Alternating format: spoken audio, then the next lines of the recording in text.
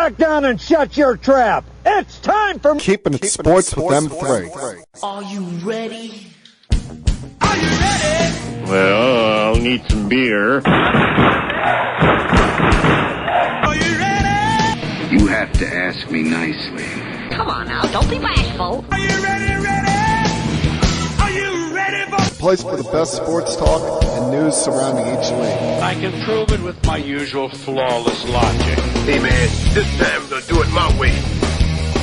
What's your name again? And now, here's your host, M3, Mike Rosansky. Well, that plan didn't work out. Coming to you from Cherry Hill, New Jersey, it's time for Keeping It Sports with M3, powered by the Connecticut School of Broadcasting. Good afternoon, everyone. Hope everything's going well for you here on this Tuesday, the 18th day of October. Like I said a moment ago, sometimes the best laid plans don't work out the way that you see them. Because, my plan today was with the fact that originally scheduled the Yankees-Guardians series, Game 5, was supposed to take place on Monday night. And as you guys know, normally I do the podcast on Monday afternoons. I'm like, why am I going to do the podcast on either Monday morning or Monday afternoon before Game 5 even takes place? So I'm like, all right, I'll push it off a day, do some things that I need to take care of. And what do you know? Last night gets rained out. Last night gets postponed to Tuesday afternoon. And as annoyed as I was, sitting there for 3 hours from about, 6:45 when they originally announced that this game was not going to start on time to about 9:45 when they made the official announcement that the game would be postponed and instead take place at 4:07 on Tuesday afternoon.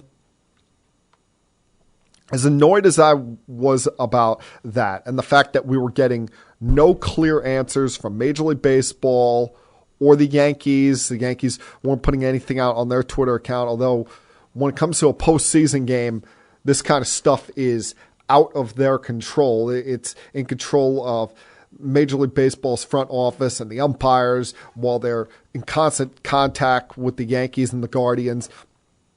The two teams really are at a loss like the rest of us. It would have been better for all of us if we had some kind of clarification, some kind of communication as the night went on. But as annoyed as I was, I can only imagine how the fans at Yankee Stadium last night felt. Because you pay for parking, you go in there, especially if you're, a parent, you got kids, young kids, you're in there for 3 hours. Your kids, unless they're, a teenager, they're probably wondering, hey, mom, dad, what's going on? Can we get something to eat? Bored out of their damn minds waiting for what they hope is a baseball game. You go there, you spend money on parking, spend money on food there, only to find out at around 9:45 that this decisive game is not taking place last night. And that's where, the Yankees kind of screwed their fans, because it doesn't sound like they're getting any kind of voucher, any kind of compensation for the hell that you had to go through last night if you were a fan attending what you thought was going to be this baseball game. A game that, now with it being pushed to today, the Yankees get to change up their pitching plans a little bit. Originally, you were going to have Jameson Taillon as starter or opener, whatever role you were considering him. Now you go to Nestor Cortez on 3 days rest. And in all likelihood, he was going to pitch at some point last night anyway, likely as a weapon out of the bullpen. But now at least you'll get more of Nestor than you would have gotten yesterday. And I will, live and die on this season with Nestor pitching the game for this franchise's entire year, rather than having it in the hands of Jameson Taillon, who was involved in one of a few curious, rather befuddling decisions that Aaron Boone and the Yankees made during this series. Because what people forget, and I see this on social media all the time during games, with how much of a reactionary society we are these days, with Twitter and Instagram and Facebook, with just the click of a button, you can have an instant reaction to anything going on in sports, entertainment, politics, any walk of life as it's happening right then and there. So, of course, Yankee fans are as passionate but as overreactionary as any fan base in all of sports. So, every move that doesn't work, Boone's got to be fired, Boone's got to go. If we lose this series, this is the last game Boone should manage as the Yankee skipper. There's got to be changes. What would George do? A mindset that we've all got to, quite frankly, move on from. But what people forget is all of these decisions are not Aaron Boone's decisions. Yes, he's the manager of this team by title, but you have an entire staff of analytics guys that are there at these games every game, at least 2-3 of them, that essentially it's like handing Aaron Boone a script before the game. And he, makes the moves, makes the decisions based on what he feels best from the information those guys give him. That's why, after some of these losses, sometimes if I were the owner of the New York Yankees, when there's a questionable move made, a questionable decision made, I'd walk into the press room, be like, no, Aaron, you're not answering this. And come walking in with one of these analytic geeks by the back collar of his shirt and throw him to the wolves. These guys never have to answer for some of their crap. And you've seen a lot of crap, even for a series that sits here 2-2. A series that, 3 hours after I get done recording this, will kick off at 4:07 Eastern time in the Bronx. A series that by the time I post this podcast, probably around 8 o'clock on Tuesday night, we will know whether or not the Yankees or the Guardians are going on to play the Houston Astros tomorrow in Game 1 of the ALCS. And, that's where, baseball flat out dropped the ball here. The way they scheduled this, I still don't get the scheduling for this first round. Why you had to have a day off between games 1 and 2 on the American League side of things, when you already had a day off after game 3, and then you had to play 3 in a row for game 5. I get the idea that you didn't want the National League side, especially the Braves Phillies series, to be an afternoon game every day. Then just start the NL series the day before the American League series. Start them on Tuesday and start the American League series on Wednesday, like you are doing with the NL and ALCS. You have the NLCS game started tonight while the ALCS gets started tomorrow in Houston, as I said before. It really, a lot of the scheduling made no sense, but someone with an extremely high, a way too high a pay grade, thought that this was a bright idea to do in this situation.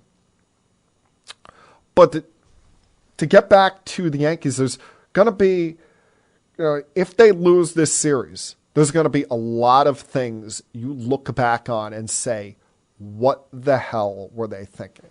The one thing you won't be able to criticize is Garrett Cole. All right? All of this idea that Garrett Cole is not an ace, I think it's been thrown out the window because his 2 starts this year, you never forget, it never comes off the record books what happened in the wild card game last year. Now you move on and you think about, this guy can pitch in big games. We saw it 2 years ago in the pandemic postseason. He pitched on 3 days rest in Game 5 against the Rays and pitched well. It wasn't because of his pitching they lost that game and that series. It was because of the fact that the Yankees couldn't score runs and that they made stupid moves in the games leading up to that decisive Game 5. But you look at some of the things that the Yankees have done here. Will it be up until, Game 2, continuing this ridiculous idea that Aaron Judge should be the leadoff guy? And I get it. They wanted to do that as he was on that home run chase, trying to get to 62 so he could get at least one more at bat every game. But watching him these last several weeks, it clearly got him out of his swing of things. It clearly got him out of the mojo that he had going all season long. And yes, you're dealing with injuries. No LeMahieu, no Benintendi, probably your 2 best options as your leadoff hitter. But there were other guys that, not as fast on the base paths, not as good as base runners as them, that have good enough on-base percentages that you could have justified not putting the most feared slugger in the sport right now as your leadoff hitter. Whether you wanted to go with Anthony Rizzo against right-handers, and then against lefties, you go with Gleyber Torres, or maybe even go with Harrison Bader, who, I got to admit, I've been completely wrong about Harrison Bader. I thought he was going to be the second coming of Brett Gardner, when in fact he looks like a guy that I want playing for this team for at least the next 5 or 6 years. He's been a rock star so far in this series and picking up at the bottom of the order where it has been kind of a black hole for the last month. I mean, you look at this team offensively, quite frankly, they're lucky that we're sitting here 2-2. They're lucky that they're going up against a Guardians team that doesn't score a lot of runs, that does not have a lot of firepower to it. Because, outside of the home run on Saturday night, Aaron Judge has done nothing. And please, he should still win the MVP. But all of those fans that were at Yankee Stadium booing him on Friday after striking out again are out of their damn minds, because we would not be sitting here talking about the Yankees as a playoff team without Aaron Judge. He carried this team for most of the summer. But you look around him, Gleyber Torres has not hit much. Giancarlo Stanton's done nothing outside of the home run on Friday afternoon, a game that offensively the Yankees did nothing during. Oswaldo Cabrera has done zero outside of his home run on Saturday. Harrison Bader and Anthony Rizzo have really picked up the slack for what has been a quiet Yankees lineup. And, one of the big problems I had with some of the decision-making was the roster construction coming into this series. You're allowed to change the rosters up series by series, and maybe tonight on social media I'll give you some thoughts on changes if they get past tonight. But how the hell do you not have Oswald Peraza on this roster? That's a rhetorical question. I can answer it for you. This is another example of the Yankees not just trying to be the smartest guy in the room, but caring way too much about the emotions and the feelings of a player. Because let's face it, if you've watched this team all year long, you know that Isaiah Kanafalefa's defense has sucked at shortstop. I don't care what the analytics tell you. I don't care what the fielding percentage or how many errors that he officially has on the stat books. He is not a good defensive shortstop. And they did not put Oswaldo Peraza on this roster just because they didn't want Kanafalefa, who's supposed to be a placeholder for when one of their young shortstops is ready to go. They did not put him on this roster because they did not want Kanafalefa looking over his shoulder, wondering if he's getting benched along the way. Well, hey, guess what? It took you 3 games into this postseason, and you've already benched Isaiah Kanafalefa. You made the change, moved Oswaldo Cabrera in from the outfield and put him at shortstop and put that stiff Aaron Hicks out in left field. When is there something in his contract that says Aaron Hicks has to be on the playoff roster? Aaron Hicks this year has been what Brett Gardner was the previous 2 years. Offered nothing in positive contributions to this team and is just around because for some reason Brian Cashman felt it was right to give him $10 million per year 3 years ago. If it were up to me, you want to have the best defensive unit out there. Cabrera has more than held his own in left field. I would have put Peraza on this roster, and he would have been my starting shortstop, especially with the fact that he was hitting when he got playing time in the final couple of weeks of the regular season. I would have thrown the kid right to the fire, and hopefully he provided a spark at the bottom of the order. But all of these games have been winnable for the Yankees. All of these games have been right there at the end for the Yankees to win. But it's been questionable usage of the bullpen and bullpen failures that have hurt them, along with, not scoring enough runs. I mean, leaving a small army on base in game 2 and then only getting 5 total team hits in game 3 eventually came back to bite them, especially when, the bullpen was rock solid for the most part in game 2 until you got to extra innings. And, lo and behold, we're going to go to Jameson Taillon for his first ever career relief appearance in a postseason game. This is a guy that he was calling up friends around the league, wondering how do you warm up for bullpen appearances as of last week. And why would you go to him before you went to Clark Schmidt when Clark Schmidt has been a reliever on this team for a large majority of the year, has had success in that role, when after like 3 or 4 hitters after Taillon spit the bit, you went to Schmidt anyway? Now, I know Taillon was unlucky. There was a lot of blue pits against him. But still, it made no sense whatsoever. And then the next night, you compound things with deciding, all right, we're going to pitch Peralta into the 9th inning, and then you go to Schmidt instead of Holmes. Whether it was you really thought something was wrong with Holmes, that he couldn't pitch in that game, or Holmes' soft-spoken attitude and way as a person didn't leave you much confidence that he was ready to pitch in back-to-back days.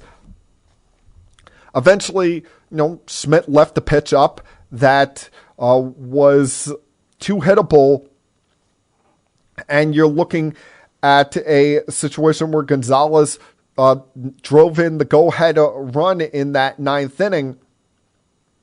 So back-to-back days, you had porous bullpen calls by Boone and the Nerds. And listen, I get it. They're without a lot of guys in this bullpen. You're without Scott Effenross, who we found out mere hours before the start of this series he needs Tommy John surgery. Who knows when we ever see him again? Likely, 2024? You've been without Chad Green most of the year. Without Michael King since the middle of the summer. Ron Marinaccio went down in the final week of the season. Who knows if he's available, if there is a next round for the Yankees. And then, of course, there is the nonsense of Aroldis Chapman going AWOL that has really hurt and contaminated this team. And I don't care if they advance past tonight. There is still no way in hell this man ever pitches for the Yankees again. All the way around, a lot of aggravation over these first 4 games. But that aggravation can be wiped away today. That aggravation can go away today. If Nestor Cortes he's going to give you everything he has, because this guy has a lot of toughness, a lot of grit to him.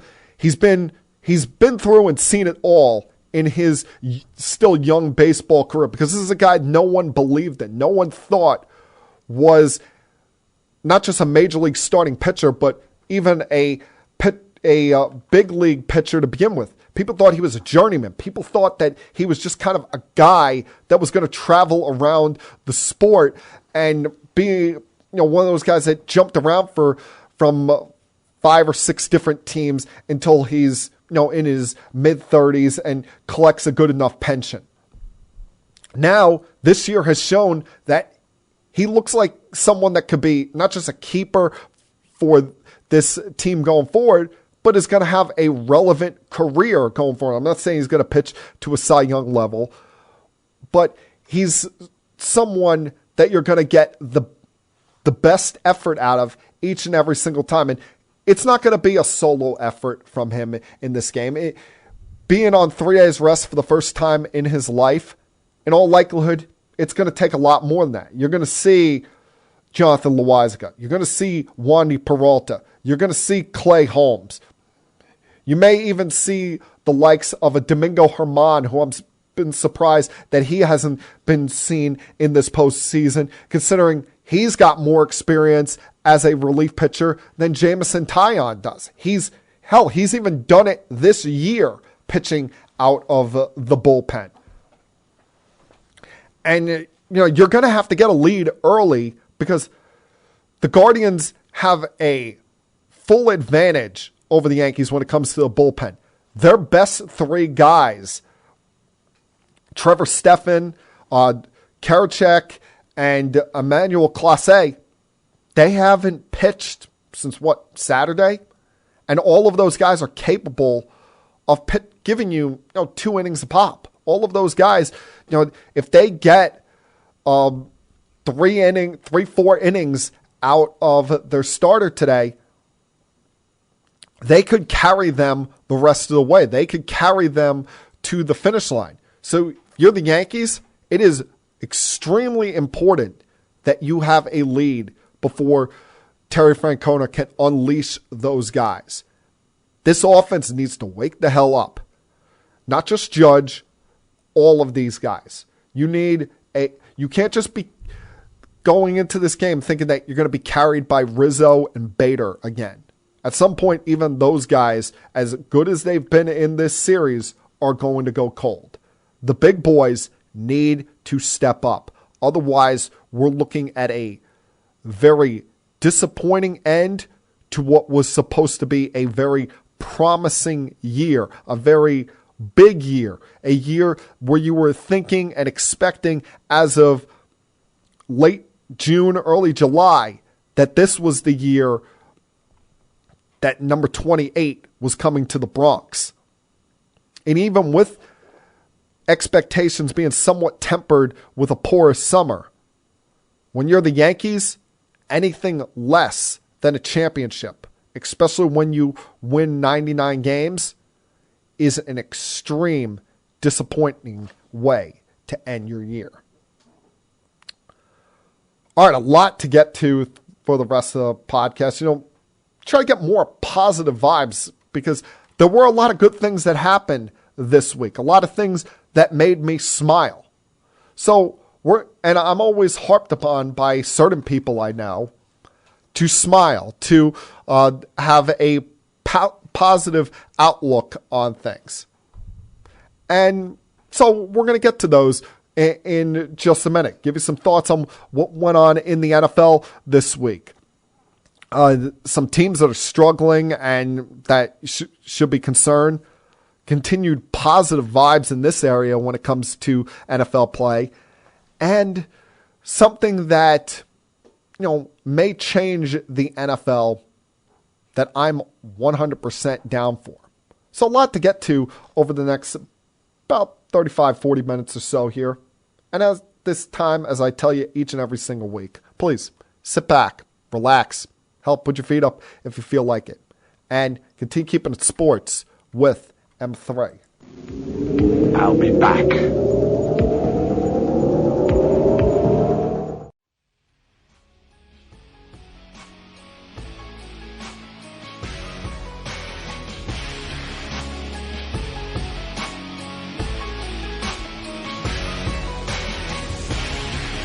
There are times that the things that go on off the field in the NFL leave me outright disgusted, sick to my stomach, kind of like how I felt with the Tua Tagovailoa situation a couple weeks ago, how they handled his concussion. And a myriad of things along the way, such as how they suspend certain players, like the Deshaun Watson situation, which may be rearing its ugly head once again. But there was an off-the-field story that kind of brought a smile to my face in the last week. And it's rare that I say this about this person because, quite frankly, Daniel Snyder outright disgusts me. I think he's a disgrace as a human being, a disgrace as the owner of the Washington Commanders, especially when you look at some of the things that have gone on there in the 23 years he's been an owner. You have things such as the organization culture with office workers and cheerleaders who claim to have been sexually harassed and discriminated against by Snyder and other male executives, colleagues, and players of the team in the last 15 years.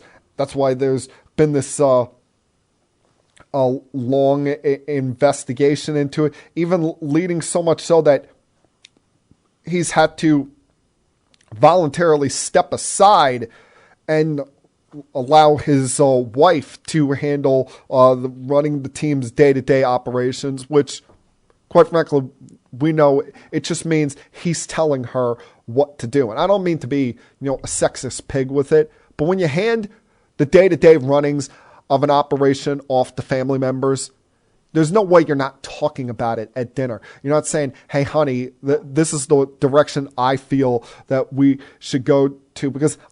I'm just saying that because I'm not sure how involved his wife, Tanya, actually was with the Commanders before all of this blew up, all of this really got started.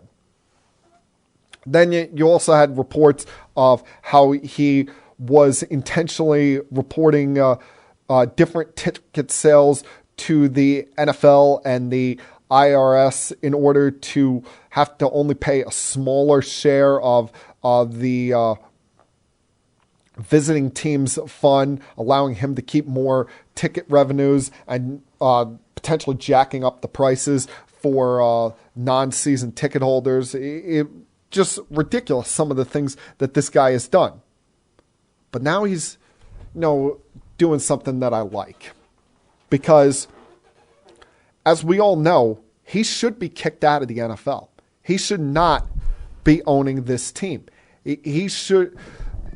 You could probably find better representation for him or for this organization than Daniel Snyder, because he's been kicking his feet through the mud for years on getting a new stadium there when they clearly need it. We saw how long it took him to finally give in on changing the franchise's name from Redskins to Commanders. Well, you would think all of the owners want him out, or a majority of the owners want him out. What you're thinking, what's taking so long? Why has he not been kicked out?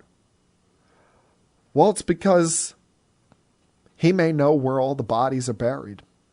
Because there was a report that came out last week from ESPN via Don Van Natta Jr., Seth Wickersham, and Tisha Thompson, reporting that Daniel Snyder claims to have dirt on NFL owners and the NFL commissioner, Roger Goodell, saying that he may have targeted at least 6 owners in the league, including Jerry Jones, who was once thought to be his mentor and one of his biggest supporters, even going as far as saying that Snyder told a confidant that he has a file on Jones. And while several owners off the record, because Roger Goodell will not allow them to speak publicly on the matter, have said that he's just saying this because he's backed into a corner here and that it's a last-ditch effort to hold on to his team, I really hope that at these meetings that the owners are having today, that they begin the process of kicking this guy out. Because I would love it if all of a sudden he went public on some things that we probably should or shouldn't have known about. And that leads to the ousting of a few more owners. I've always said that the league would be a better place for the fans if Jerry Jones was no longer involved. I mean, Jerry Jones played a big part in that new stadium opening in California for the 2 LA teams. And while it's good to have the NFL back in the Los Angeles market, it screwed the fans of San Diego.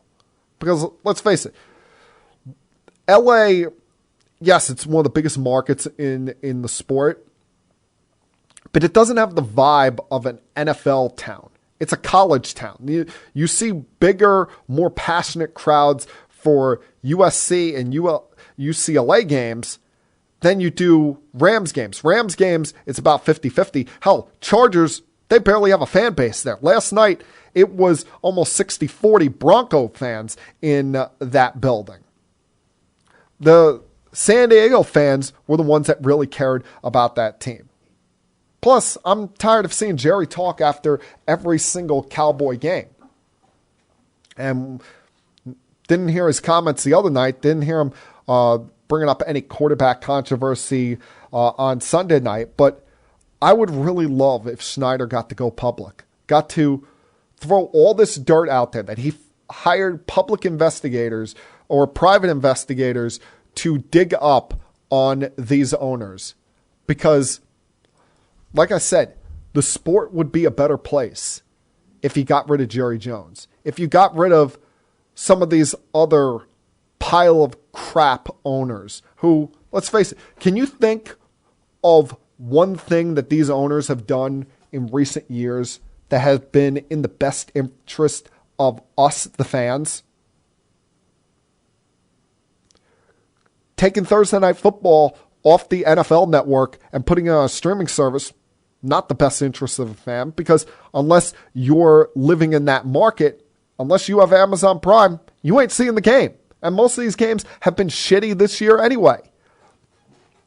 Or how about, how they do these games across the world, some of these games in London. You really think fans in London, by a large part, give a damn about the NFL? No, they care about European soccer, right? You're screwing over certain fan bases. Like the Green Bay Packers lost the home game last week.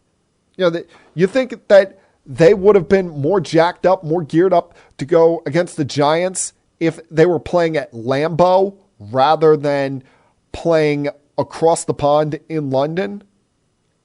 Or the fact that we continue to give them the Jacksonville Jaguars as an international team. I've said it for a while. I'll continue to say it. Some of these owners just need to go. the core group that Jerry Jones leads around him and all of his minions that will say to your face they give a damn about you, but really don't care, the league will be a better place once they're no longer part of it. Now, what is a good thing, what is a really great thing, is the fact that we are sitting here. It is 2 weeks away from Halloween, 6 games into this season, and both New York City football teams are relevant.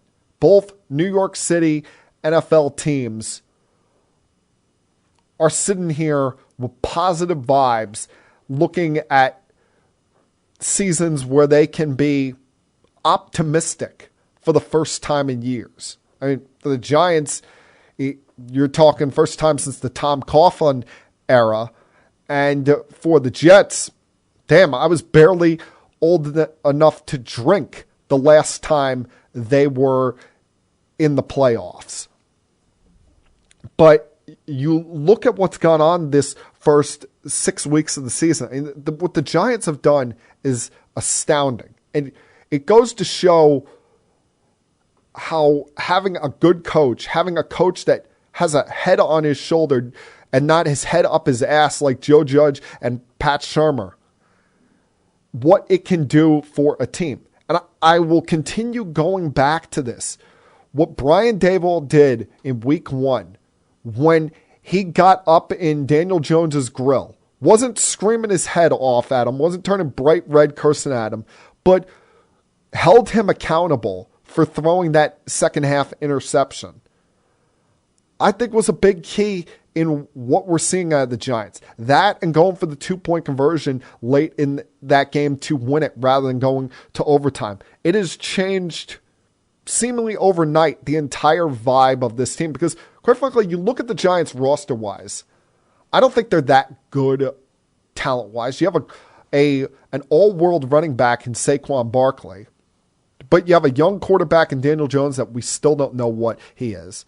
A defense that's really good, but the wide receiver position, you look around half the time outside of Slayton, and you're looking at them like, who the hell are these guys? Because Kenny Golladay was a waste of a signing. Shepard, we may never see him again.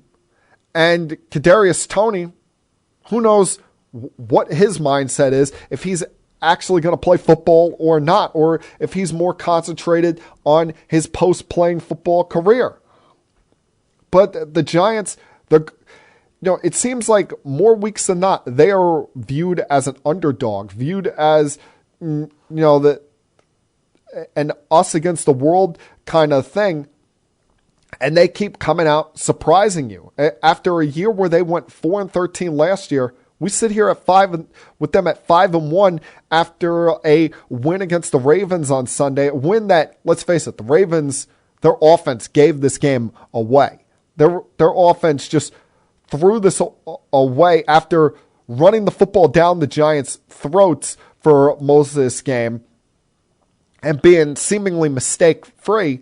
They wait till the final 3 or 4 minutes to start turning the ball over left and right, whether it be Lamar's interception thrown to Julian Love with about 3 minutes to go that gave the Giants at least life, gave them a shot.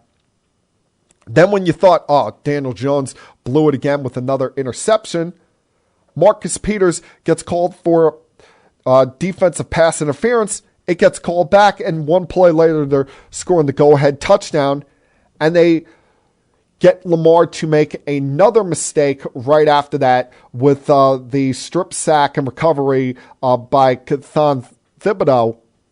I mean, this team, like I said, I don't think they're bereft or full of a lot of good offensive talent, but they're an interesting watch every week. You can't rule them dead until the clock hits 000 and they're trailing, because we've seen them multiple times in these first 6 weeks of the season be trailing by double digits, whether at halftime or at some point in the second half, and they just keep fighting. They just keep coming back. And that's what you want to see out of your football team when you're trying to build a program, trying to build, the word's thrown around a lot here, but it's something the Giants haven't had in a long time. Have a culture, have a winning mindset. And you're seeing that same thing right across the stadium with the New York Jets.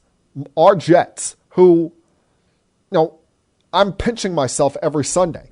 3 wins in a row and going into Lambeau on Sunday and dominating the Packers, especially in that second half. I know it wasn't the prettiest thing offensively in the world to watch, but the Jets were the better team on Sunday. The Jets controlled this game on Sunday and just waited for the Packers to make their mistakes. I mean, between Quinnen Williams, who on both sides of the ball was the most dominant player for either team on Sunday, left and right with blocking a field goal early, how much he was up in Rodgers' face all game long. And his dominance allowed other guys, to get one-on-one matchups and feel confident. And it does help when you have a group of 7 to 8 defensive linemen where you can rotate Quinnen Williams out, give him a breather for a play or two, and you really didn't miss much. Yeah, you didn't have someone that was the physical force that Q was, but everybody seemed to step up and do their job. I mean, we finally saw Vinny Curry play for this team. In the limited time that they were out there, Mike Clemens and Nathan Shepard did the job. And remember, they were without one of their 3 first-round draft picks in Jermaine Johnson on Sunday. He was dealing with an ankle issue. But you love the fact that this defense dominated the Packers. While the offense wasn't pretty, you had, everybody, stay within themselves. They weren't just trying to chuck it down the field all day. They actually mixed in some good gadget plays, including the reverse with Berrios, where that is another play that popped out to me. Not just because it scored a touchdown, but look what happened in that play. Dwayne Brown going down the field and putting a shoulder down. This is a guy, he's 37 years old. He's made his money in this sport. He got a 2-year, $20 million contract. He could have very easily taken the shoulder surgery, but done for the year. But no, he fought his way back and is playing for this team and showing the young guys here, hey, this is how you go about it as a pro. I'm not just in it for the money. I'm in it for the love of the game, riding and dying with this team, having the passion to be on an NFL field and be in a locker room with 52 other men trying for one goal altogether. That kind of stuff is infectious. That kind of stuff can rub off on teammates. And he has just been incredible in how he's come back here and helped solidify the bookends of that offensive line now with the continued versatility of AVT, him playing right tackle, Dwayne Brown playing left tackle. Hopefully they get George Font back at some point and you can move AVT back in at right guard. But right now you look at this Jets team and Zach Wilson, while he isn't making mistakes, he hasn't played great yet in the games he's been back, but they're still winning football games. They're still finding a way these last 3 weeks to get the job done. And we'll see if they can continue it this coming Sunday when they play the Denver Broncos, who have been a snorefest to watch so far this season. And I'll get more into that in just a few minutes because you look around this sport right now, people, there's some teams that have got to be concerned. So that's something to chew on here during this quick break, something to think about, and that I'm going to talk about when we come back. Continue keeping it sports with M3. I'll be back.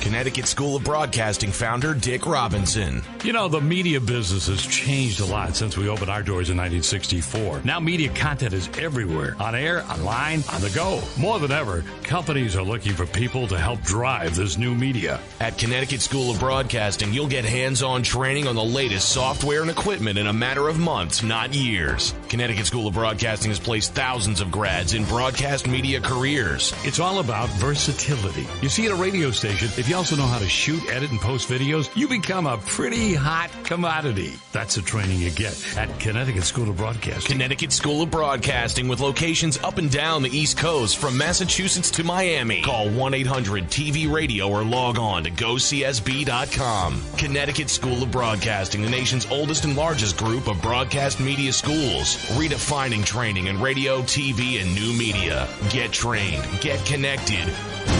1-800-TV-RADIO.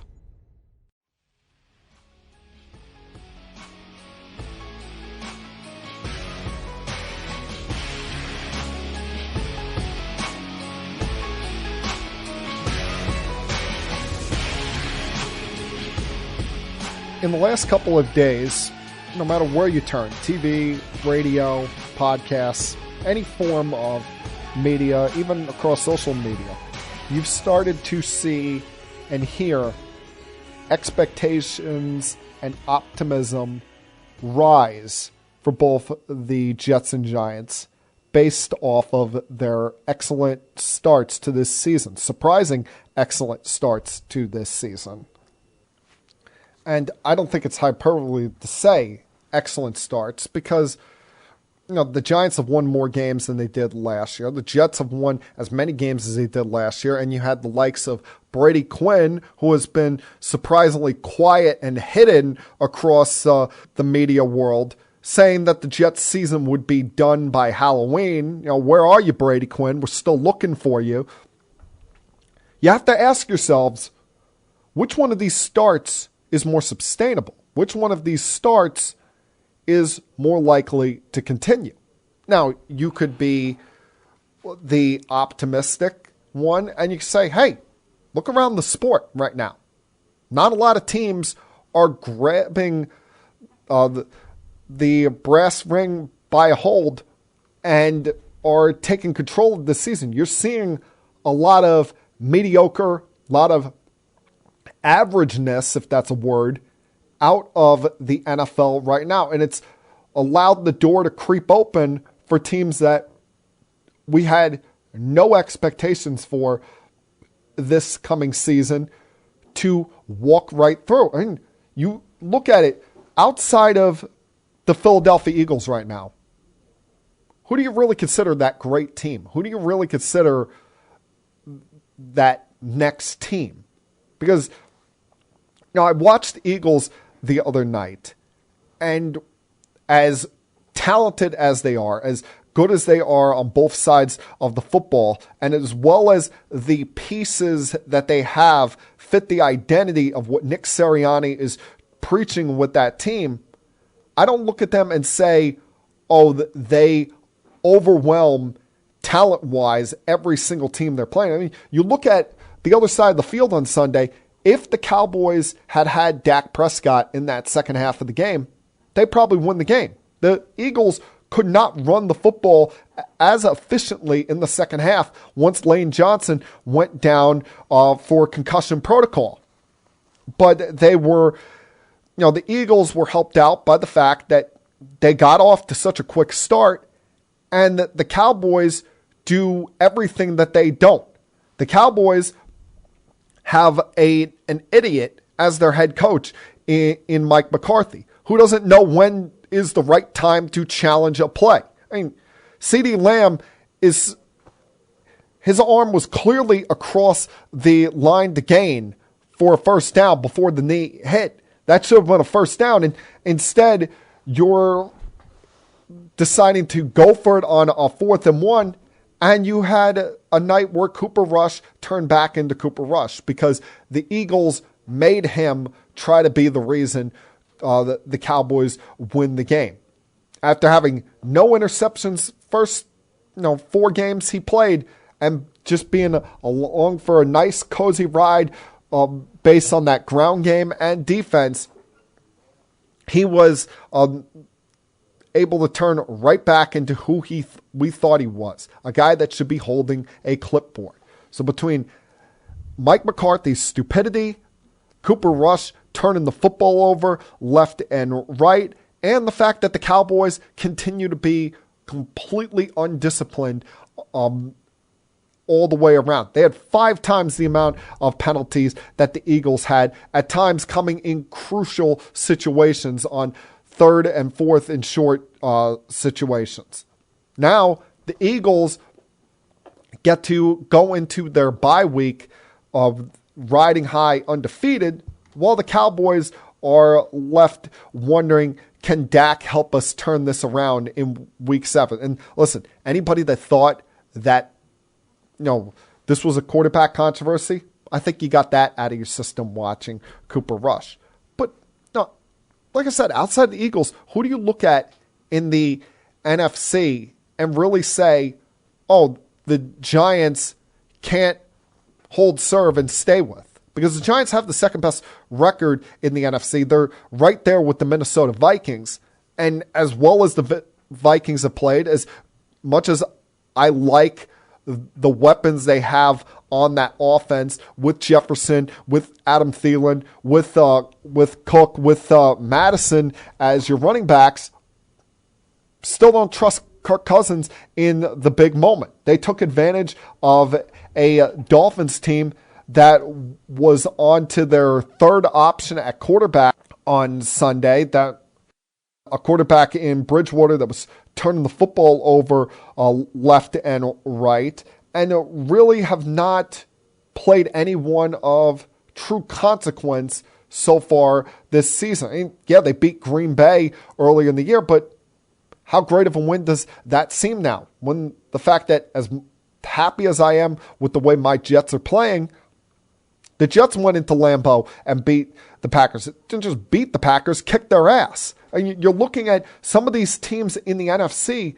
that we thought were clear contenders, and there's a lot of problems with them. The two ones the most are the Packers and the Buccaneers. The Packers, who seemingly don't know who they are offensively. They're still trying to play offense like Devontae Adams is coming back one of these weeks, and hate to tell you, he's a Las Vegas Raider now.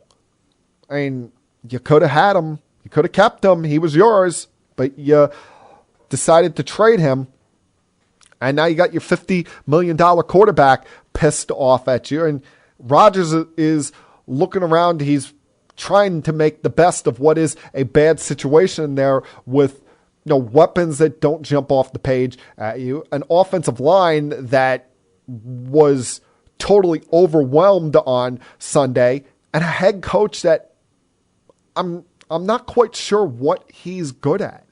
A head coach in Matt LaFleur where you look at it and say he's kind of just rode the coattails of Aaron Rodgers these last couple of years. You don't walk away from Matt LaFleur being your head coach feeling really inspired. You don't walk away and say, you know what? I believe in what that guy is trying to install in this team. He's just saying, all right, Aaron, go out there and make it up as you go along, because whatever his offensive approach is with this team clearly is not working. And then you got the Bucs, who now we sit here, they've lost 3 of their last 4, and their offense looks like a mess. They can't score in the red zone. Brady's had 1 touchdown or less in the last 5 games, and I don't know whether it's father time catching up with Tom, or I don't want to go here, but we know, or at least we think we know. We hear all the stories. We see what's going on in his personal life. And you see how passionate he was yelling at his teammates on the sidelines the other day, and they could say nothing about it, because most other quarterbacks in the league, they look at them and say, hey, how are you yelling at us when you're taking a mental health day on Wednesdays and you're going to a wedding for your former team's owner on Friday night? But it's Tom freaking Brady. He's a 7-time champion. He's the GOAT. He's earned the right to talk to teammates like that, and he takes accountability after the game. He's not just saying we all have to play better, but he's bringing himself up in the mix there, saying, I have to play better. I have to do better. So, all the way around, you look at the Bucs and you wonder what direction they're going in. And that's why I look at it and I say what the Giants are doing is more sustainable than the Jets, because you don't have the powers in the NFC like we thought there was going to be. In the AFC, we know who the top 2 dogs are. We know who the teams to beat are. That's the Bills and the Chiefs. And the Bills took a big step forward on Sunday in being that team that you are saying the AFC is running through us. Mahomes and Allen stared each other down for 3 hours, went to war for 3 hours. I mean, this felt like a Super Bowl matchup. This felt like what Brady and Manning used to be. They stared each other down for 3 hours, and Allen got Mahomes to blink. Allen didn't make the mistakes that Mahomes was making late in this game, and the Bills were able to survive. And now we're looking at a situation where I've said it since the beginning of the year. They were my Super Bowl pick in the beginning of the year, and I feel even more emboldened, even more confident in saying this now. If they have the best record in the AFC at the end of this year, have the 1 seed, it's a wrap.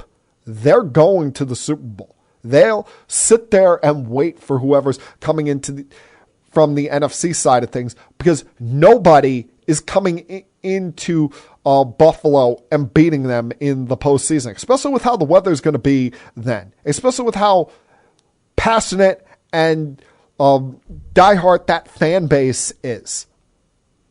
Unless there's some major catastrophe that happens with the Bills injury-wise, which you knock on wood and hope that doesn't happen, they're going to represent the AFC in the Super Bowl. I don't see anybody, not the Bengals, who have started to get their act together in recent weeks. Definitely not the Patriots, who I'm not even sure who's playing quarterback for them on a week-to-week basis. And are we now at the point where Bailey Zappi has put Mac Jones on the bench?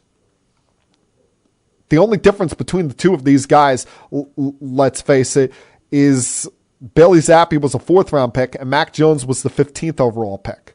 Other than that, when I watch them play, I don't see any difference. Maybe Zappi's more careful with the football, but there's no true difference in these 2 guys. So I'm not saying the Giants are a Super Bowl contender. Would not lie to you, any of you, and say that, because that would be a foolish statement to make. But with how wide open the NFC is, their start to this season definitely more sustainable to the Jets, because at some point Zach Wilson is going to have to win a game for the New York Jets. You're not going to just be able to run the ball and play great defense and win games 21-16 all year long. Games like what happened on Sunday are not going to be happening each and every single week. There's going to be times where you got to put up points. You got to take advantage of the young legs that you have at wide receiver. You got to use these guys, Garrett Wilson, Elijah Moore, who's seemingly disappeared from participation in this offense the last couple of weeks. Braxton Berrios and the versatility that he provides you. Hell, even continue this idea where you run set plays with both of your young running backs out there. Can't just be, Corey Davis, the one option down the field.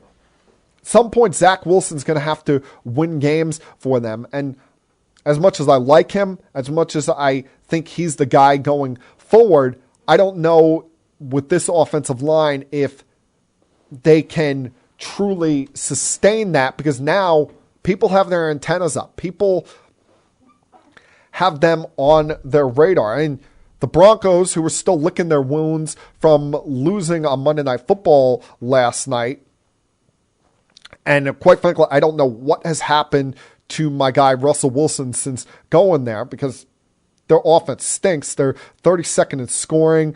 They're in the bottom 10 in the league in yards per game and passing yards per game. And even with their defense kicking ass each and every single week, Russ, he'll play one good half, and then in the second half, you think he was never thrown a football in his life. That the Broncos, even though they're favored, they're no longer looking at the Jets as, homecoming week. No longer looking at it as saying, we'll just ride the nostalgia of celebrating John Elway and our Super Bowl champions this coming Sunday. So the cute story, the fun story, while I hope it continues, people are aware that the Jets are coming, and the Jets are someone that you got to pay attention to each and every single week. And we'll see if they're able to sustain this now that they are no longer just a cute story. All right, got to take one last break. Come back on the other side and close things out with some baseball thoughts. Continue keeping it sports with M3. I'll be back.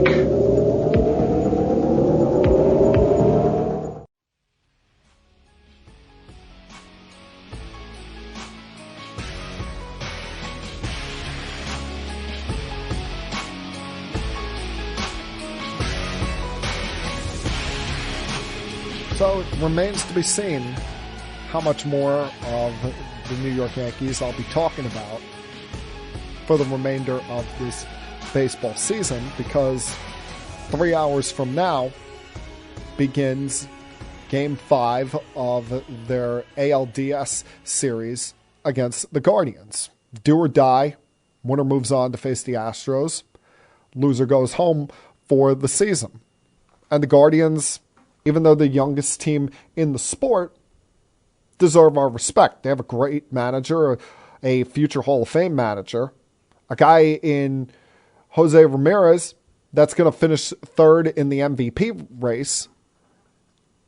Have good pitching. We'll see who's available for them, whether they use Bieber out of the bullpen on 3 days rest, or if any of their other starters, I don't know if they'll use Tristan McKenzie, but their bullpen, their main three guys, like I talked about earlier, are going to be all available, all going to be ready to go.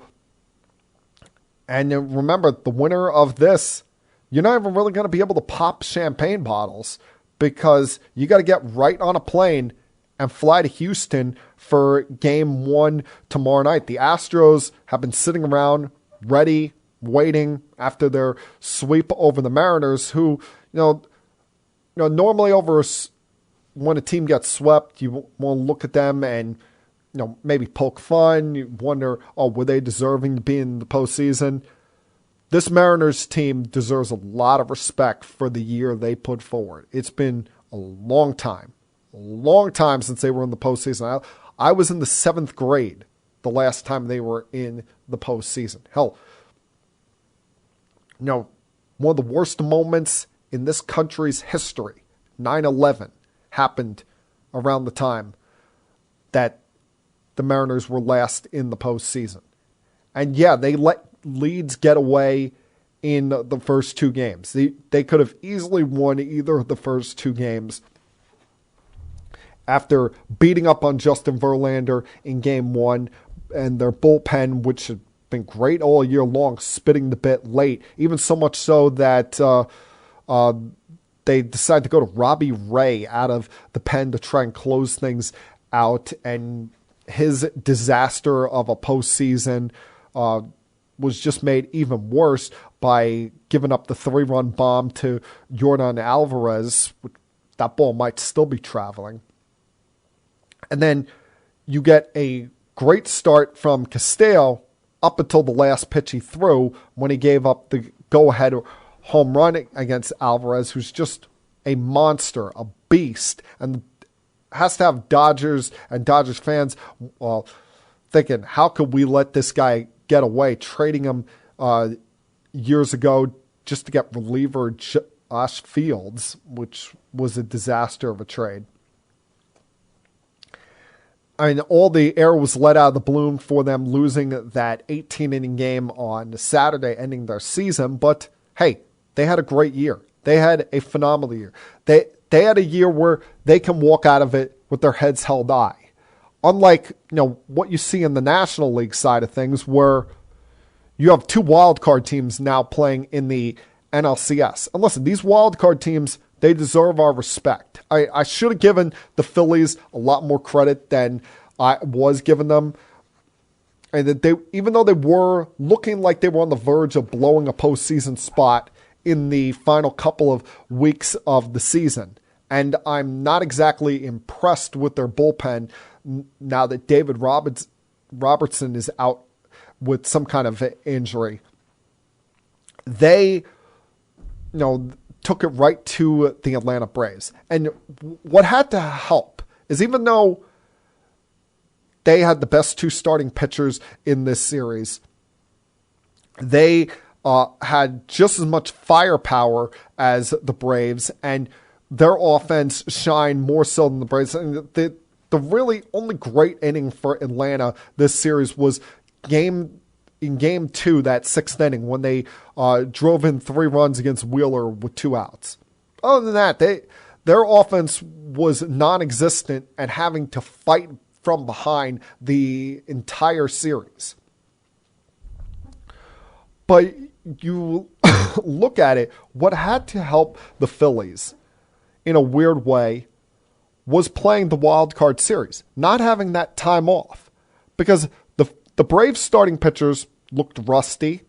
The Braves starting pitchers, did not seem to be locked in as much as Philadelphia's. Even though they didn't get to use Wheeler and Nola in the first game, they were eventually able to get them in this series, and their bullpen did just enough to hold the Atlanta Braves at bay. I mean, Atlanta was awful with runners in scoring position throughout this entire series. And, the death nail for them was the inside the park home run by Real Muto on Saturday afternoon. And now why we're looking at, them going up against the San Diego Padres. I mean, the Braves, even though you're saying, they won 101 games, came all the way back against the Mets, you're not as disappointed if you're a Braves fan today, because you were the World Series champions last year. Now, you can take this kind of disappointment coming off of a World Series and say, all right, we have a chance to be back because all of the young talent on this team is signed through the next decade. It's a harder pill to swallow today if you're a Los Angeles Dodgers fan.